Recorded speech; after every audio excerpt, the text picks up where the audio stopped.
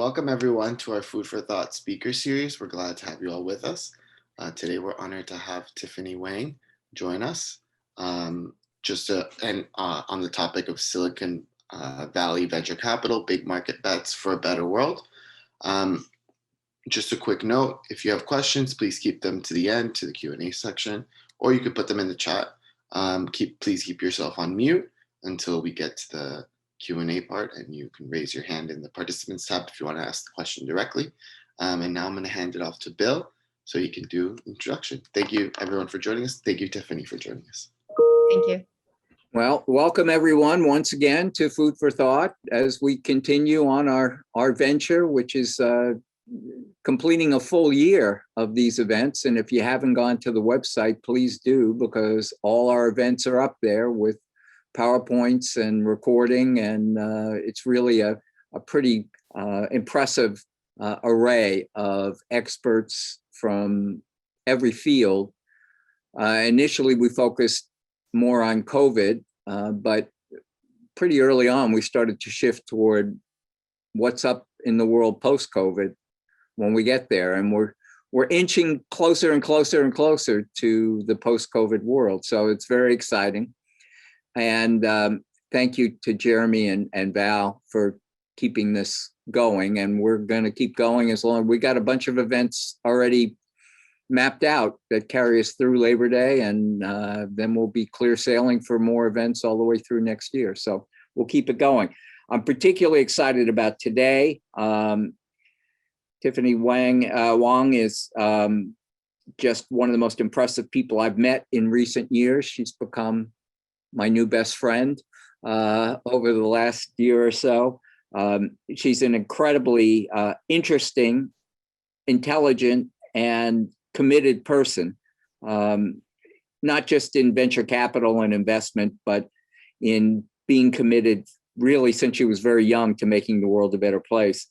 She's a partner in MS and AD Ventures, which is a global venture capital and investment fund that focuses on companies throughout the world, for companies that are trying to make money, but do good at the same time, which is something that SEPA has been committed to for a very long time. She's in fintech, she's in financial inclusion, insurance tech, AI, impact and sustainability, mobility, digital health, and enterprise and security. We've crossed paths on a number of different projects in different places. She has been voted in 2021 one of the top 10 emerging leaders in corporate venture capital, which in it itself would be impressive. But she does a lot of stuff too. She spent 5 years with Singtel Group in Southeast Asia on investments and strategic partnerships, particularly bringing new technology from North America to Southeast Asia and Australia. She's been involved in accelerators around the world, Angel Tech, European Innovation Academy, and Alchemist Accelerator. And before that, she was involved in a field that I spent a lot of time in, which is economic and workforce development and helping people find their niche in the world and acquire the skills and training to be able to support themselves and their families and make a good life for themselves, hopefully by helping others as well. So she's really special. She's just a great person. And I'm so honored and pleased to have her here today. So without further ado, Tiffany, please take over. Thank you, Bill. Really appreciate the introduction.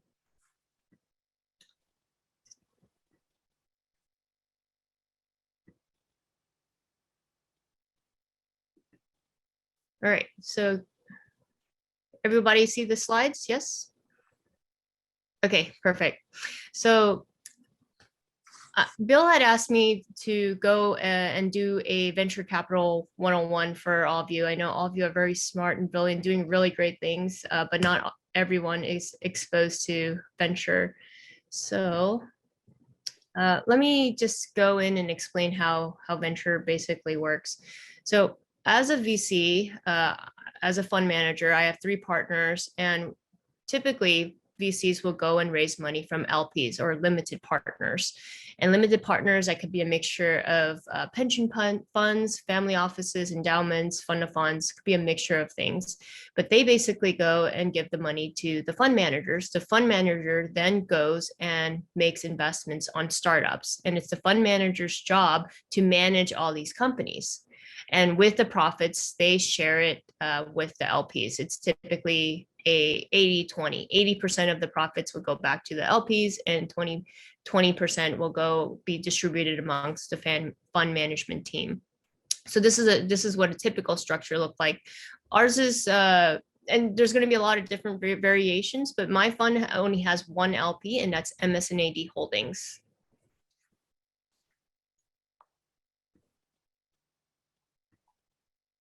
So how does venture capital work with entrepreneurs? So I spent a lot of time working with CEOs of all different stages. I've built a lot of incubator and accelerator programs. So it could be, a couple of folks getting together with an idea, all the way to, companies that are with CEOs managing 10,000 companies. So I've worked, with a very wide range of CEOs. But typically, when you're just starting out, it could be even a few people in this Zoom room getting together and have an idea, and you go and raise a friends and family round. And that's typically exactly what it is: friends and family, people who care or about what you're doing or believe in what you're doing. And you will typically raise, $500K to about $2 million. And that's when you're building your product and getting a basic MVP together. So from there, you're going to seed or post-seed and Series A. This is typically when your product has already been stabilized and you're getting ready to scale. Usually Series A, there's a couple of metrics that you want to hit. It's going to be different depending on what type of company you're building. For instance, a very common one for enterprise companies is 1 million ARR. So it's $1 million of recurring revenue. And then, there's a potential for growth from there. When you're getting into Series A and up, you're going into the growth stages. So you'll start raising, maybe Series A could be between 5 to 20 million, 20 million being on the higher end. We're seeing much larger Series A rounds now. And then Series B can be maybe, 20 to 50. That could bleed into Series C, but that money is usually for you to grow and scale the company. It could be hire more engineers, put more money into marketing, and then hopefully get an exit. And an exit typically can be IPO, or it could be selling to another company. Sometimes, unfortunately, the company does die, which does happen as well. So that's end-to-end life of a startup. So what do early stage VCs typically look for? So I'm from an early stage firm. I typically invest in seed and Series A. And my check size is a 500K to about $2 million. We lead about 20% of the time, but typically we like to follow. But when we're doing our due diligence, we typically look at the team. So I'm looking at the leadership team, whether they have some sort of expertise.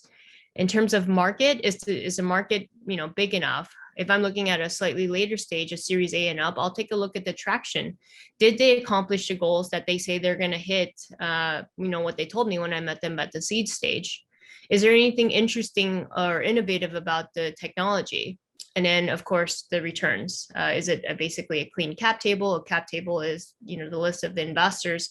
Sometimes early investors go in and take too much of the company, and later stage investors usually don't like to touch those. Silicon Valley typically likes to keep a pretty clean cap table and fair cap table.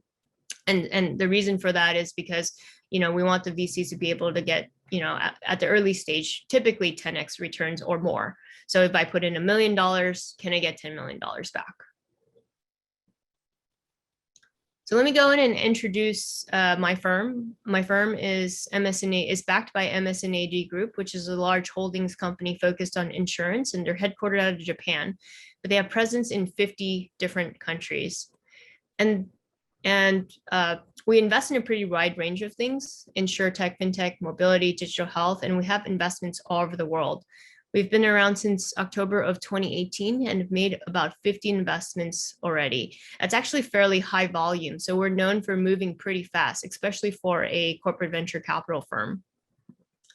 And I have two functions of my team. The first one is to invest in, future disruptors of, my parent company's business. So, things that are 3 to 5 years out that can disrupt insurance. And then the other part is business development. I have a group of about 5 people, mainly to look for new technologies to push into my various business units all over the world.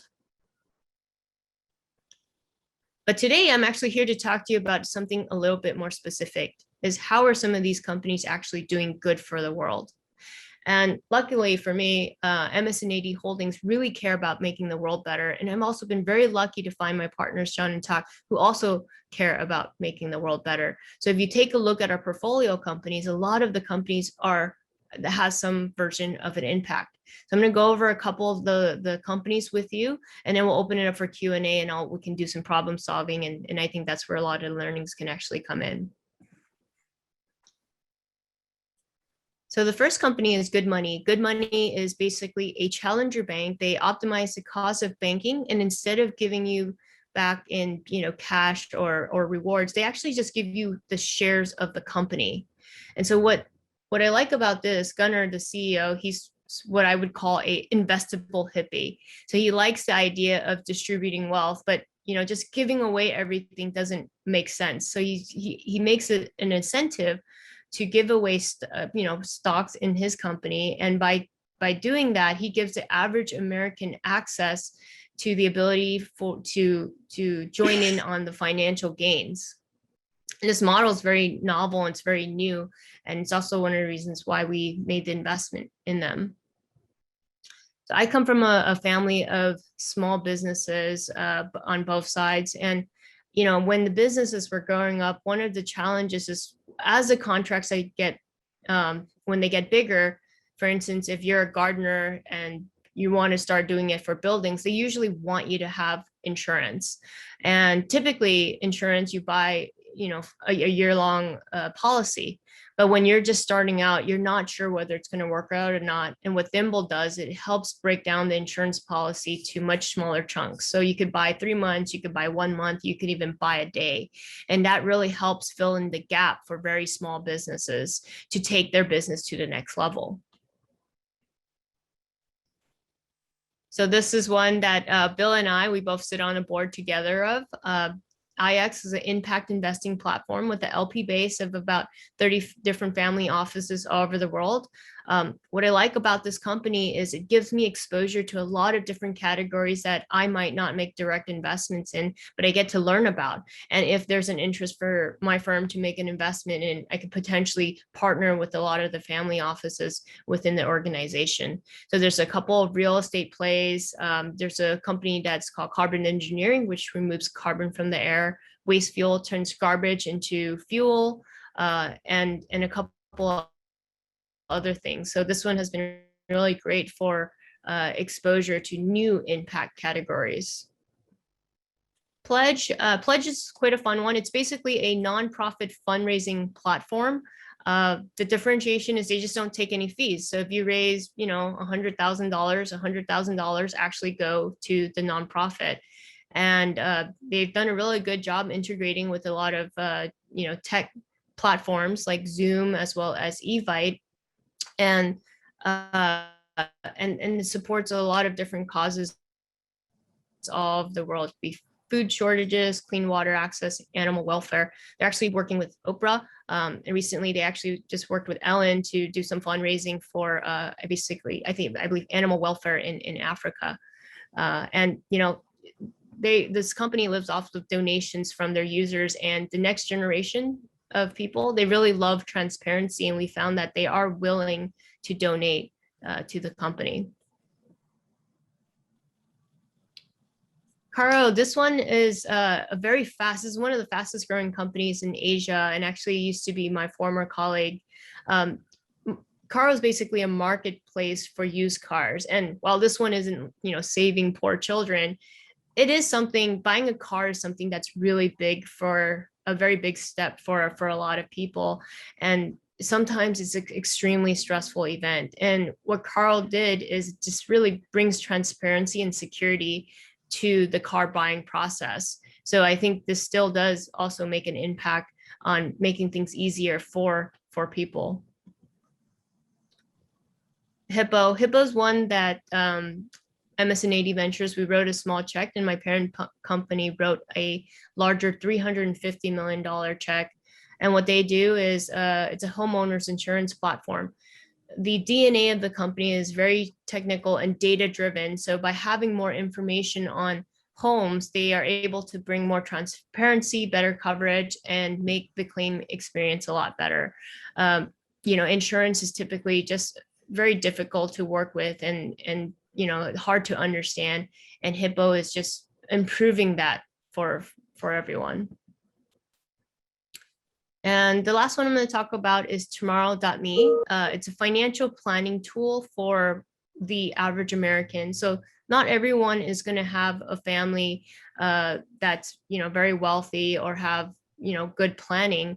And Tomorrow has built an app, and it's completely for free. They give away a will and a couple other things and it's to jumpstart the financial planning conversation with your family. It just removes the barrier of having to hire a lawyer. They also gamify the experience to make it a lot easier and fun to have a financial planning conversation with your family.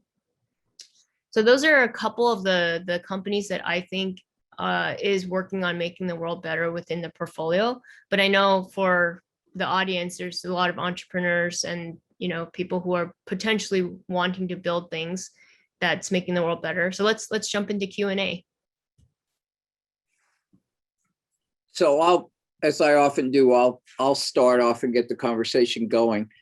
So how do you find these companies, Tiffany? Do they find you? Do friends or family recommend them? How does the process work? How does a company get on your radar screen?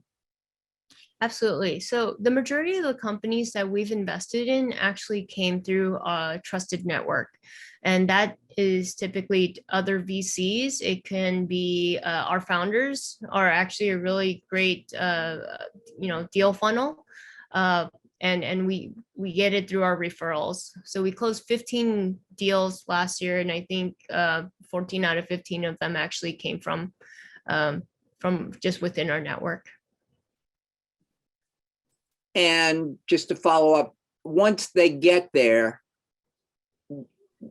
two questions, I guess. What percentage would you say you ultimately invest in? And then typically, what's your time horizon? How long do you expect to hang with them? Yeah, so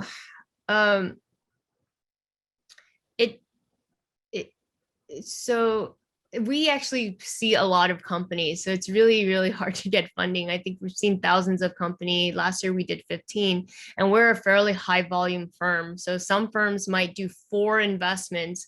They might see thousands in a year and then do 4. We do 15, which is a little bit more. So unfortunately, part of my job is saying no the majority of the time.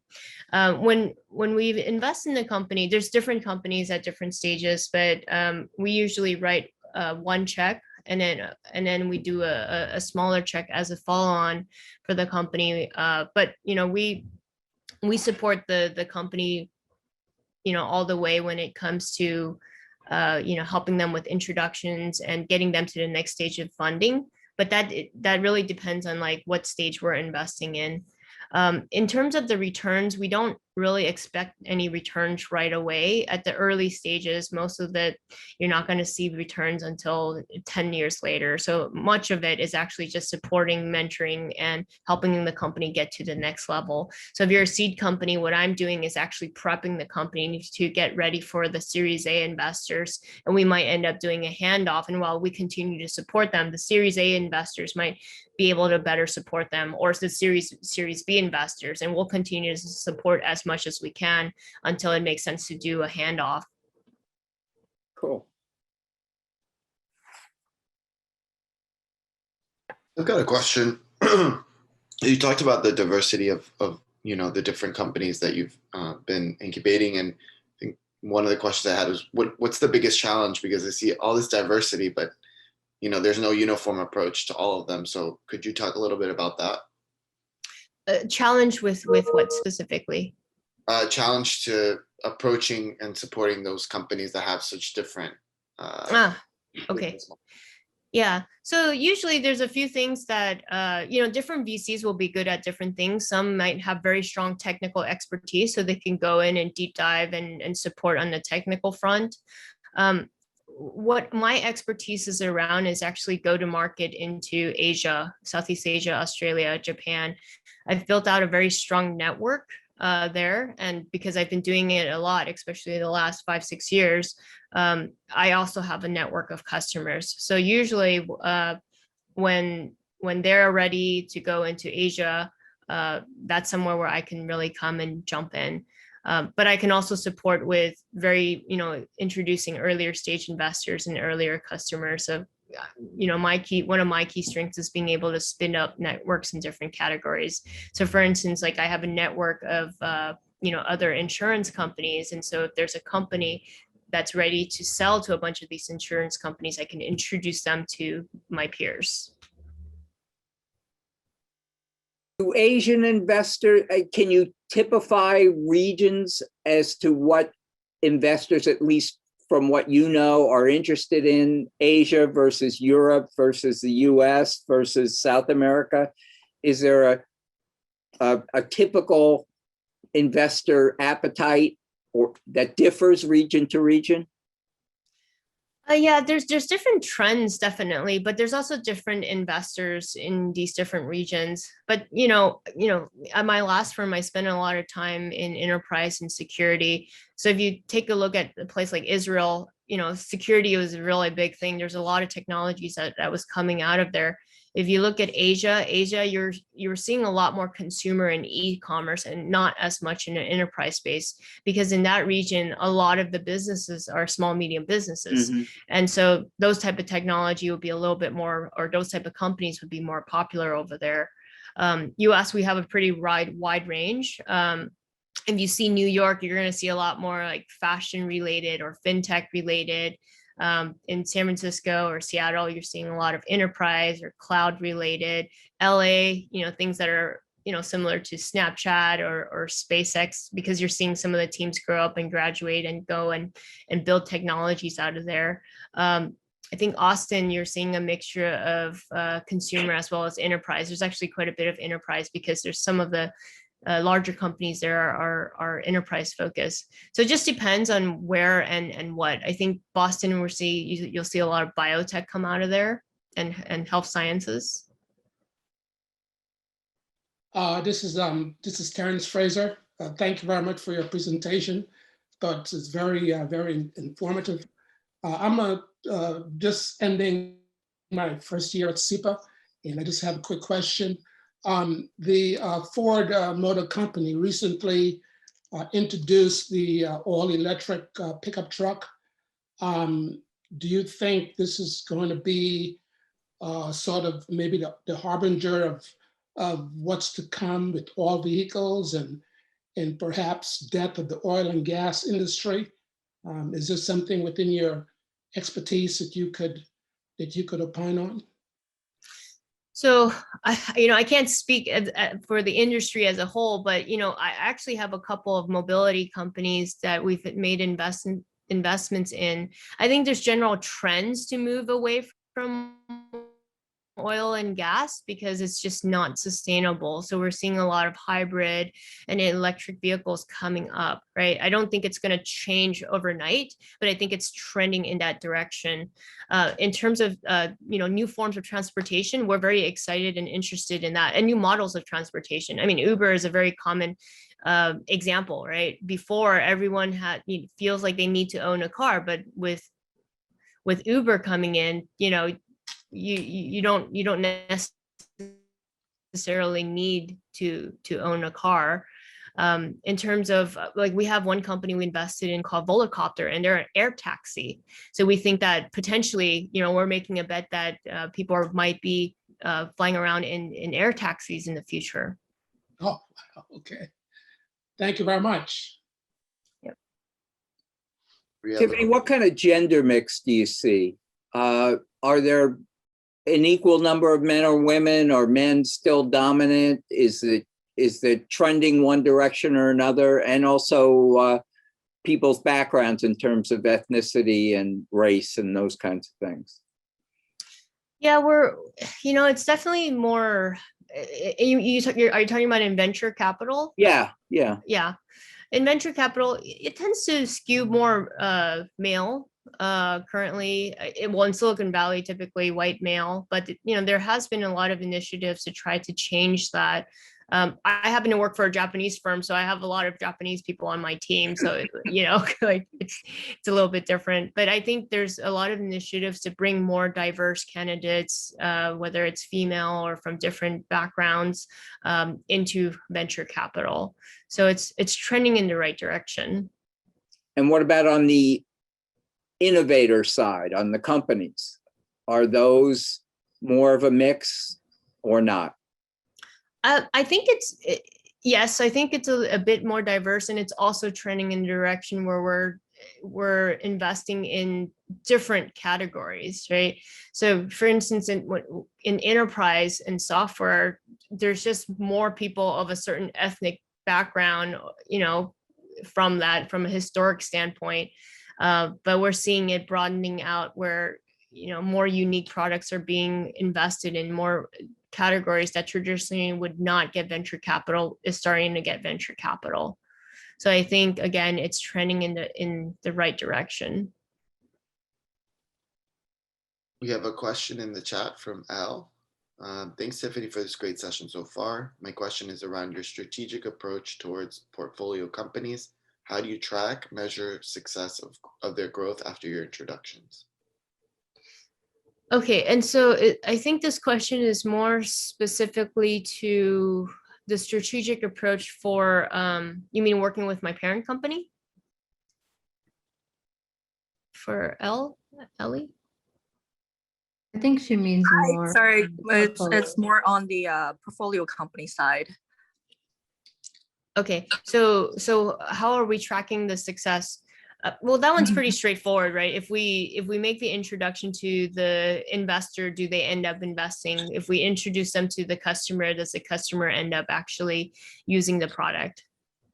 Do you have like a specific team or dedicated person to track all those after your introduction? Yeah, so I actually have a team of about 5 people working on business development specifically. Got you. Perfect. Thank you so much. Yep. Kind of linked to that question, we talked a little bit about social impact. How central is social impact to your decision making, decision to support certain companies, and how would you measure that social impact when you're making that decision? Yeah, so we are not an impact specific firm, but this is some of the things that we do care about. And I think we generally steer away from any companies that could potentially hurt people. I think as the DNA of the company, we just all really care about making people's lives better. We care about building a sustainable world, and that's the same thing about what our parent company cares about. So we don't have a specific, I do track very basic ESG or what categories they fall under, but this is not a requirement. I also want to point out that sometimes people get so obsessed with tracking that they're no longer focused on just betting on good companies that make the world better, because not every company that's making an impact will call themselves ESG. So I don't want people to get stuck into this idea of I have to find the perfect ESG company. And we certainly don't do that at our firm. I thought that was interesting when you talked about the company that is brokering used cars. That's not something that would typically someone would say, oh, that's ESG, that's a good company, that's an impact company. But, as somebody who grew up very poor myself, that company rings really true. Getting a car was a major breakthrough for my family. And then ultimately getting a home. And those things were really not easy or were very fraught with risk. if you made a mistake buying a used car when you're poor, you're really sunk, right? Yeah.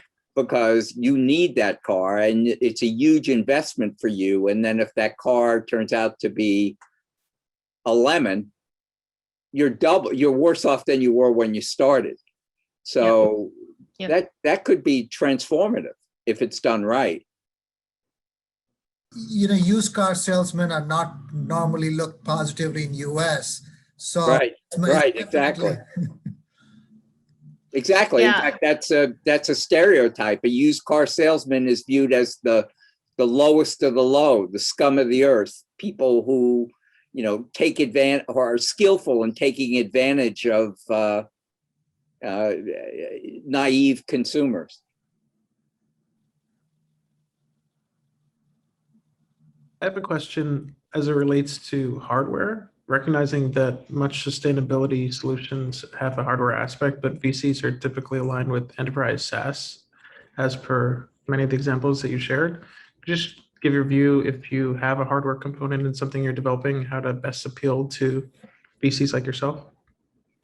Yeah, so just keep in mind that VCs, there's actually a really broad range of VCs. There are a lot of VCs that are actually specific investing in hardware. So we do have a couple of hardware companies. I just happen to, my background's in enterprise investing, but if you take a look at my portfolio, it's actually a pretty broad range of things. I think in general, sensors and hardware components have been more of a commodity now. So oftentimes it's actually what we've seen is the software is more the differentiation. There are some hardware specific ones, like for instance, Volocopter, they're building the whole, air taxi itself, and that's their differentiation. But it isn't so much that VCs only want to do enterprise SaaS. It's maybe you're not looking at the right VCs. There are VCs that are experts in hardware, and you want to target those type of VCs when you're going after them. For the uneducated of us, could you explain in just layman's terms, what's the difference between enterprise investment versus hardware? Oh yeah, absolutely. So enterprise investments are basically, it's B2B. You're selling a software to a large company that's also using the software. So let me give you an example. Like Salesforce. Salesforce is typically B2B. They're selling their software to a large organization and they're using it. A direct to consumer would be something like Uber. The average person is using the software. A hardware company could be software, it could be a little robotic toy, or it could be, the machines that's making automated hamburgers, right? That's a hardware play. Okay, thank you. Tiffany, seems like sustainability is on the radar for pretty much everybody lately. And investment incentives from the government, if you're actually investing in a green technology or something of that nature. Now there's these green bonds and green investments they're talking about. Does that weigh into your choices you make in terms of like the incentives government has in play? So, right, I don't think there has been any where that was part of the final decision making that tipped it, but it was always a nice to have. If there was a company that was doing something that might be related to this sustainability, and they ended up getting some grants, it was seen as a very positive thing. But was that a sole decision maker why we made the decision on it? Not yet, at least.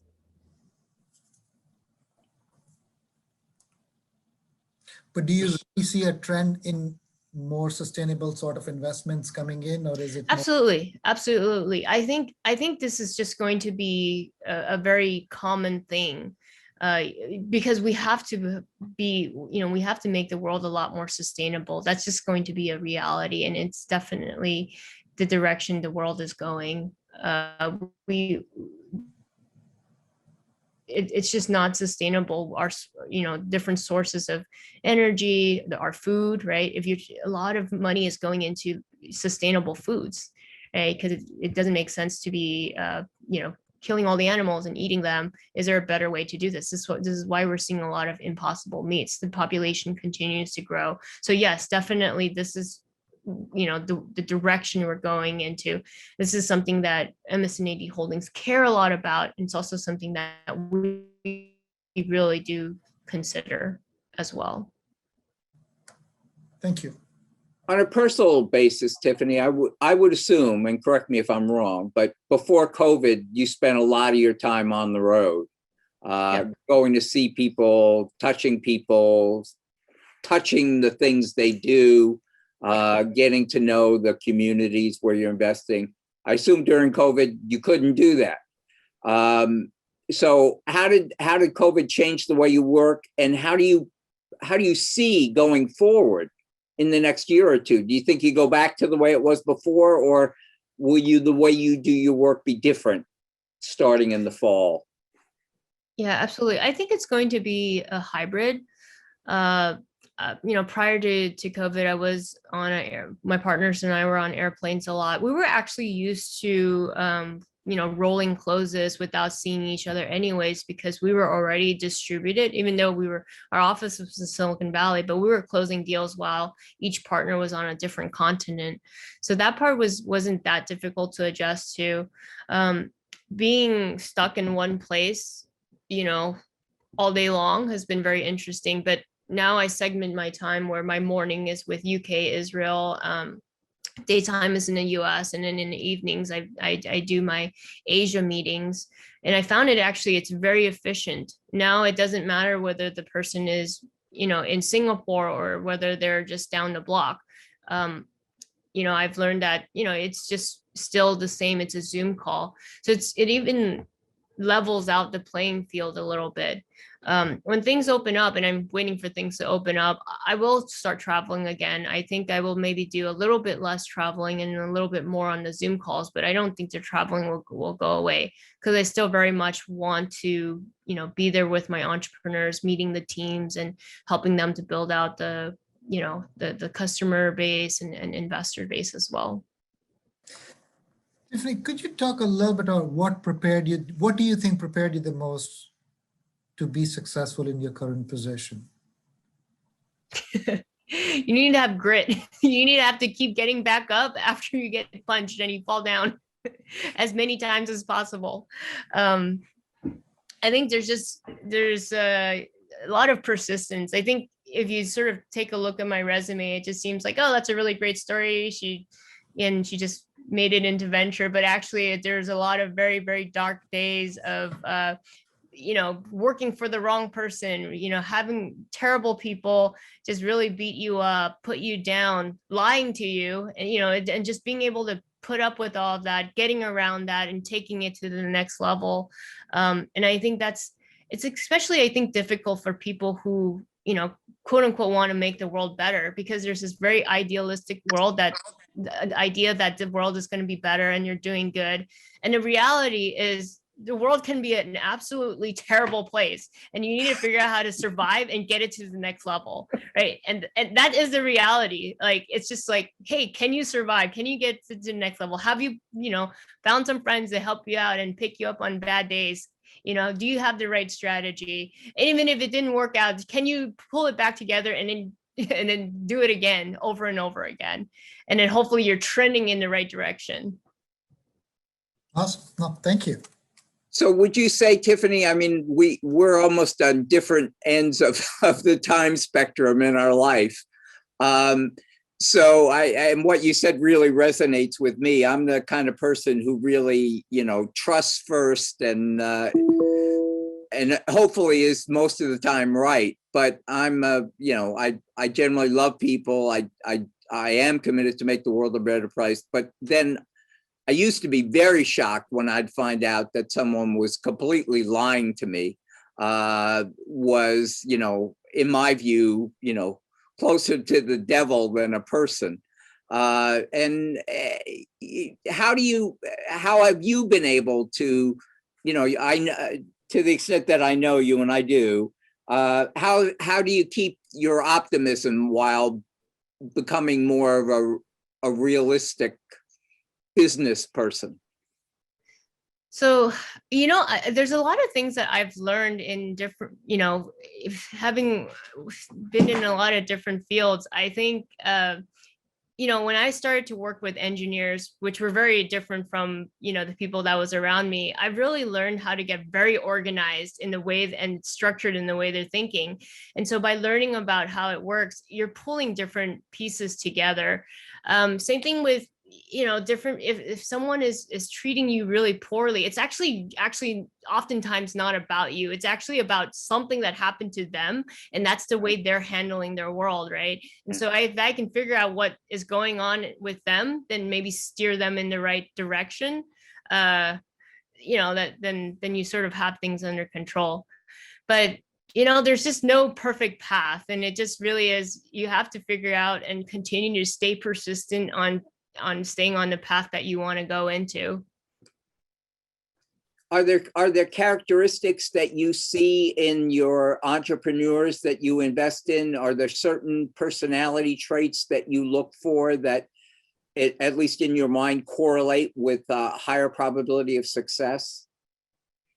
Yeah, usually, there's never one perfect cookie cutter, but usually they're very flexible. They have the ability to learn, and they have the ability to change fairly quickly, right? Because the world is always changing. Sometimes it's their fault. Sometimes it's not their fault, right? Like, for instance, COVID-19 hit, right, and suddenly the world is on shutdown. And the CEOs that were able to do well were the ones that were able to pivot their business quickly and start selling over Zoom, right? And some, it was extremely difficult. Some, they were like, I got this. It was stressful, but they were able to change, and then the model change, right? And sometimes the business was just really hard. So I don't completely blame all of them. But, that ability to change and adapt quickly is actually quite important. I think it's quite important to surviving, whether it's a company or a job or raising children, whatever it is that you're going after in life. Just get up every morning, and for me, I try to accomplish one thing every day, right? At the end of the day, I like to be able to say, well, at least I cleaned the house today. So something was accomplished. I didn't waste the day completely.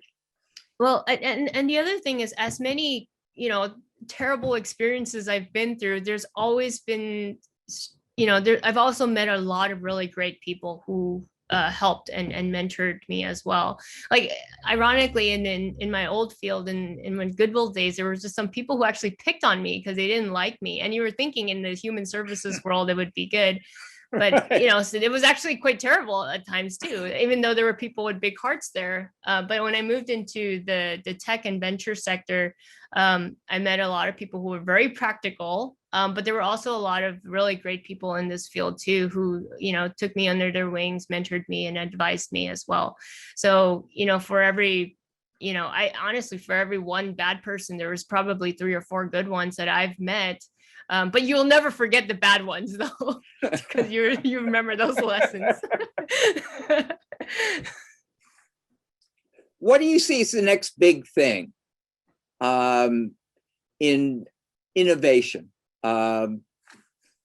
Just leave it that general. What's the new thing that you're seeing that really excites you? Things could really change things for the better. I really like this idea of a distributed team. Another company I invested in recently is called Multiplier HR, and it enables you to hire an employee anywhere in the world, but they can still give them like full benefits and take care of them.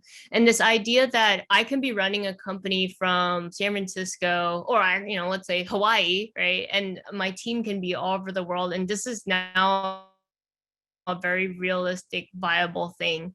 So this concept in itself, I really like, and I get to cherry pick, who I think is the best people from. It could be from India, it could be from Singapore. They don't all have to squeeze into Silicon Valley. We're paying ridiculous amounts for rent. That concept is very interesting to me. I really love fast cars. So even though I think it'll take some time for this bridge of maybe we'll all have our own personal airplanes one day that are like the same as a car. like this concept in itself is interesting to me, but I don't know if it's realistic. But part of what I love about my job is being able to take a look at the future, and daydream a little bit of what the future might be. But there's also a lot of like practical aspects of it. Like a couple of years ago, I spent a lot of time looking at AR, VR, and the technology just wasn't mature enough. And so we, luckily didn't actually make any major bets over there. I think now the technology is stable and the cost is low enough. It's now can be a consumer product. But I love looking at those type of new technologies. They could potentially enhance the learning experience. But back then when I was looking at it, actually a lot of the companies that I really loved died. So thankfully, there was some practicality to that. It's two insights. I think my favorite place I ever worked was the fire department in New York, and there, when I went there for the first time as an employee in 2004, they were still using multicolored carbon paper to make copies. They literally had firemen who delivered the mail, literally, like had mail bags and would deliver memos to the 200. So this is how retro this place was. They are now using virtual reality to train EMS technicians, literally. I mean, literally. And they're doing it well. So 2004 to 2021, maybe it sounds like a long time, but for me, wow. And they're not tech like giants either. These are just like regular people. So things can happen fast. And then on fast cars, Formula One is scheduling electric vehicle races. So who knows? Yeah, actually, so what's interesting, what I've learned is actually not the technology that is always the driver. It's actually more of a social aspect to it. For instance, like, did you know that there's actually a newer version of the keyboard that's actually a lot more efficient than the way we type? But because we're so used to the way our keyboards are, we don't want to change. The reason why our keyboard set up the way it is to slow us down, because back then when they had the not a computer but a typewriter, right, when you type too fast it breaks, right? So they had to move the letters around. Yeah, so it's but we're so used to this keyboard, trying to change, even though there's actually a more efficient one that's built actually a long time ago, no one would use it. So there's actually the technology itself is actually quite advanced, where humans are actually just slow to adopt them, or like they don't want to adopt them. No, I know, that's a great, the typewriter is a great one. I learned how to type on a typewriter, and it's exactly right. There was the hammer that would make the thing hit the paper. And if you go too fast, one hammer wouldn't come down fast enough when the other one. So yeah, but now this is so imprinted in my mind. I don't think I could change, even if I wanted to. Yeah.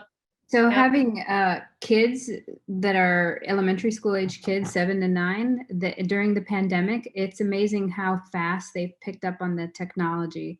I have my 9-year-old emailing me asking for permission to do something from class during the day. And I see, because there's so little when they started picking up this technology that wouldn't have happened had it not been the pandemic, they're typing like this. So they're hunting and pecking like my grandparents are, but they're doing it so fast. But this is an opportunity to really rethink the way that we work with technology, because these kids are ready for it. Yeah, that's great. There was at my last firm, I remember, I didn't do this investment, but we had found this one technology where I think you could wear a ring and you can actually control things with the ring. And one of the biggest challenges, we couldn't train people to actually use the ring. So it never adopted. I think it just died.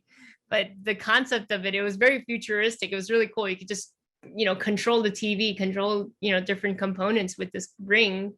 But yeah, this is we couldn't get your grandma and grandpa and to use it. So it was like, no, we're going to go back to using the remote control. And sometimes technology comes back in a different iteration when people are more ready for it, even though it has prototypes for it had existed many years prior to when it became popular. Yeah, just like Zoom. I Right. mean, this web conferencing has been around for a really long time. It's not new. Yeah. I love actually seeing people face to face. But before, when I was using, these type of technologies, people didn't want to turn on their cameras. Right. Right. It took like COVID-19 for people to finally sit down and be willing to open up the cameras so we can communicate like this. And they've become more reliable too. I can remember because, in government, you often have to bring witnesses through this kind of technology. And it was part the technology and part the operators. People couldn't figure out how to make it work. So almost all the time they'd have to say, never mind, let's have a conference call. And and then they'd have to have a person, whatever they called that person who typed everything. What do you call that person? Stenographer. Or court reporter, people like that. So anyway, now everything's recorded. So, I think with 5G being implemented, I think that's also going to be pretty interesting because the internet's just going to be a lot more stable. So for instance, for them to control your vehicle, suddenly you'll be able to trust that. Before it's like, imagine you're driving and then like the internet drops and then your car stops too. Right? That's kind of scary. But 5G, they enable, the autonomous cars enables, AR VR streaming to work, right? The content load is so heavy. The reason why in the past it didn't work was because either you had to be tethered to the laptop, and then or the device is just extremely heavy because the processing power, you're gonna break your neck if you wear it for more than 10 minutes. Now it's gotten a lot better. So except in Columbia County where I live, where you can't get cell phone reception in 2021, but there you go. Well, I think unfortunately we've come to the end almost. Tiffany, it was just fabulous. It was just wonderful to have you. You're always such a joy, and I always learn something. So thank you so much. And Jeremy is in charge of actually winding things down, so I'll throw the ball to him. Thank you everyone for joining, and I want to thank you, Tiffany. I don't know if you want to say something before we go, but I want to thank everyone for joining, and join us for our next Food for Thought.